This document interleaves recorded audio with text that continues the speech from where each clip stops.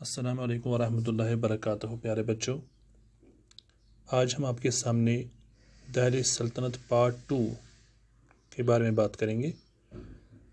پہلے پارٹ میں ہم نے بات کی تھی دہلی سلطنت کیسے قائم ہوئی، اس کا بیک گراؤنڈ کیا تھا، اور اس کی جو پہلی ڈائناسٹی تھی جس نے دہلی سلطنت پر حکومت کی، یعنی مملوک ڈائناسٹی، اس کی کچھ اہم پوائنٹس کے بارے میں ہم نے بات کی تھی۔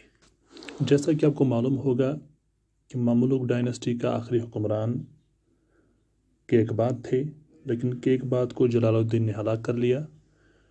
اس کے بعد کچھ نوبلز نے اپنی طرف سے ایک چھوٹے سے بچے کو حکومت دی، لیکن اس کو بھی کچھ ہی دیر کے بعد جلال الدین نے ٹھکانے لگا دیا۔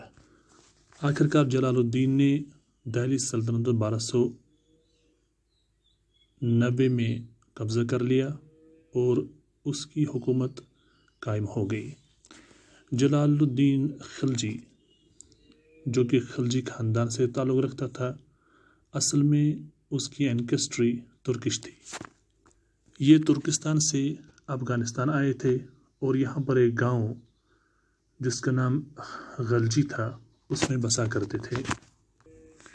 افغانستان کے گاؤں کالات خلجی سے یہ پھر بعد میں فوج میں داخل ہو گئے اور کچھ ہی دیر کے بعد فوجی کمانڈر بن گئے اور آخر میں مملوک ڈائناسٹی کا خاتمہ کر کے اپنی حکومت قائم کرنے میں کامیاب ہو گئے۔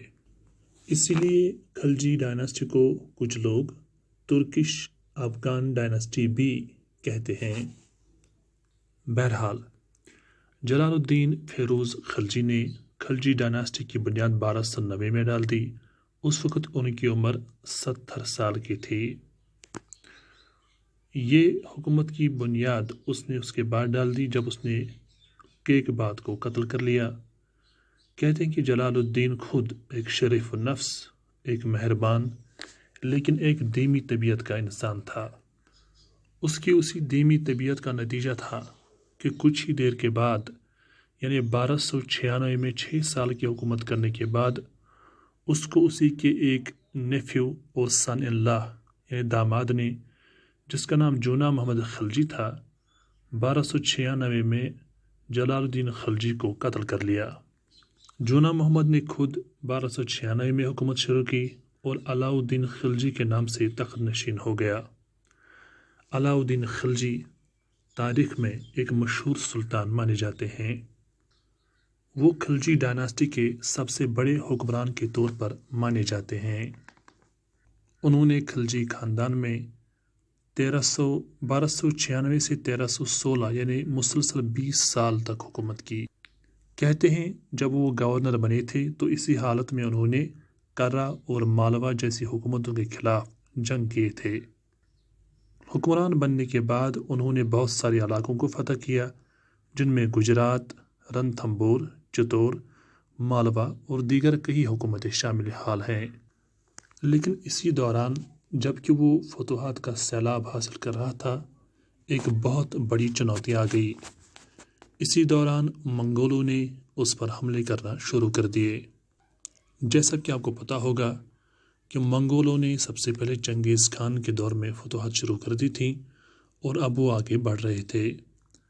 کہتے ہیں کہ منگولوں نے ہر طرف سے خون ہی خون بہایا تھا۔ وہ انسانیت کے دشمن اور انسانیت کے قاتل مشہور ہوئے ہیں۔ ایسے وقت میں بھی جبکہ علاء الدین خلجی اپنی فتوحات کو آگے بڑھا رہا تھا، دوسری طرف سے ناردرن سائڈ میں منگولوں نے اس پر حملے کر دیے۔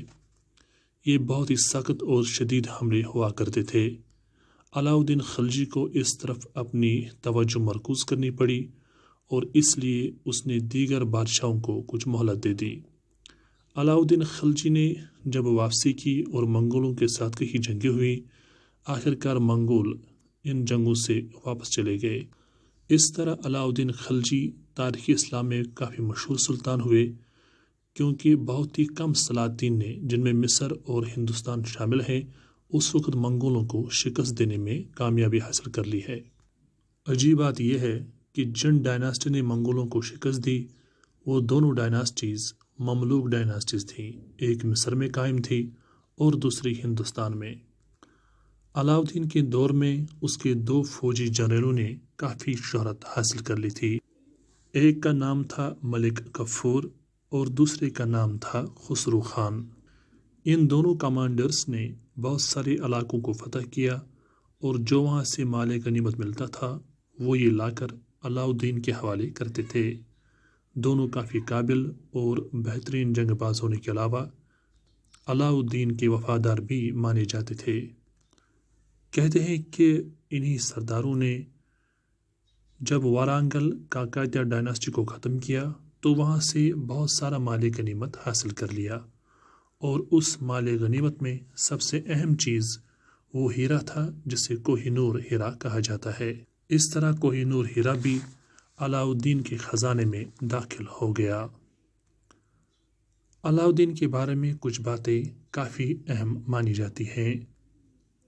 اس نے اپنے دور میں ٹیکسوں میں کافی اضافہ کیا تھا، جس کی وجہ یہ تھی کہ اسے ایک بہت بڑی آرمی مینٹین کرنی پڑ رہی تھی، جس کو سیلری دینے کے لیے ایسا کرنا ناگزیر تھا۔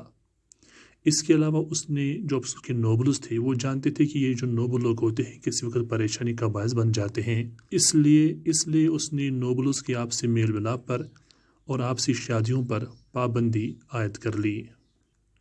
اس سے پہلے سلاطین جو پیسے فضول خرچی میں مبتلا کرتے تھے یا ضائع کرتے تھے، علاؤدین نے اس کو بہت کم کر لیا، جیسے کہ شاعروں کو پیسہ دینا، اپنے تعریف کرنے والوں کو پیسے دینا اور دیگر انعامات کی جو بھرمار ہوتی تھی اس سے انہوں نے بالکل ختم کر لیا تھا۔ علاؤدین نے مارکیٹ میں پرائس کو کنٹرول کر لیا۔ پرائس کنٹرول میں اس نے ہر ایک چیز کی قیمت خود متعین کر دی، یہ بھی کہہ دیا کہ یہ چیزیں کون بیچ سکتا ہے اور کون خرید سکتا ہے۔ اس طرح عوام کو اس سے کافی فائدہ ہوا۔ اس طرح اس کے ریونیو میں ٹیکس کے اضافے سے اور مارکیٹ کنٹرول سے کافی کچھ بڑھوتری ہو گئی۔ علاؤدین سے پہلے لوگ فوجیوں کو جب تنخواہ دیتے تھے تو وہ اقتا کے فارم میں دیتے تھے، یعنی چھوٹی چھوٹی لینڈ کارڈز دیتے تھے جسے اقتا کہتے تھے، اور اس کے حاصل کرنے والے کو مقتی کہتے تھے۔ لیکن علاؤدین نے اس کو بند کیا اور فوج کو کیش سیلری دینے کا آغاز کر لیا۔ بہرحال علاؤدین تاریخ میں ایک طاقتور بادشاہ مانا جاتا ہے۔ وہ سکندر اعظم سے بہت متاثر تھا، بہت سی حکومتوں کو فتح کیا، منگولوں کو کامیاب نہیں ہونے دیا، اور اٹھی جانے والے بغاوتوں کو اچھی طرح سے فروغ کیا۔ وہ تاریخ میں ایک بہت ہی طاقتور اور کبھی کبھی ظالم بادشاہوں میں بھی گنے جاتے ہیں، کیونکہ اپنی باغیوں کے خلاف سخت رویہ استعمال کرتا تھا۔ بہرحال 1316 تک انہوں نے حکومت کی اور اس کے بعد خلجی ڈائناسٹی میں انتشار شروع ہو گیا۔ اس کے انتقال کے بعد نوبلز نے شہاب الدین عمر اور اس کے کچھ ہی دن بعد قطب الدین مبارک شاہ کو تخت نشین کر لیا۔ شہاب الدین عمر صرف 6 سال کا اور قطب الدین مبارک شاہ صرف 18 سال کی عمر رکھتے تھے۔ بہرحال خسرو خان جو کہ پہلے ہندو تھا اور بعد میں مسلمان ہو کر علاؤدین کا ایک فوجی کمانڈر بن گیا تھا، اس نے بغاوت کر کے قطب الدین مبارک شاہ کو قتل کر لیا اور واپس ہندوازم میں کنورٹ ہو گیا۔ اس طرح سلطنت میں کافی انتشار پھیل گیا، اور یہ جو بڑے بڑے امراء لوگ تھے انہوں نے علاؤدین کے ایک وفادار فوجی جنرل غازی ملک کو دعوت دی کہ وہ خسرو خان کی فتنے سے ان کو بچا دے۔ غازی خان نے آ کر فوری طور پر خسرو خان کو ایک جنگی شکست دے کر 1320 میں اس کو ہلاک کر لیا، اور خود اس کے بعد دہلی کے تخت پر وراجمان ہو گئے۔ غازی خان نے اس طرح اس فتنے کو ختم کر کے ساتھ ہی خلجی خاندان کی حکومت کو بھی ختم کر لیا اور خود نئے خاندان کی حکومت کا آغاز کر لیا۔ انشاءاللہ اس کے بعد کیا ہوتا ہے وہ پارٹ 3 میں ہم آپ کے سامنے رکھیں گے۔ اللہ حافظ۔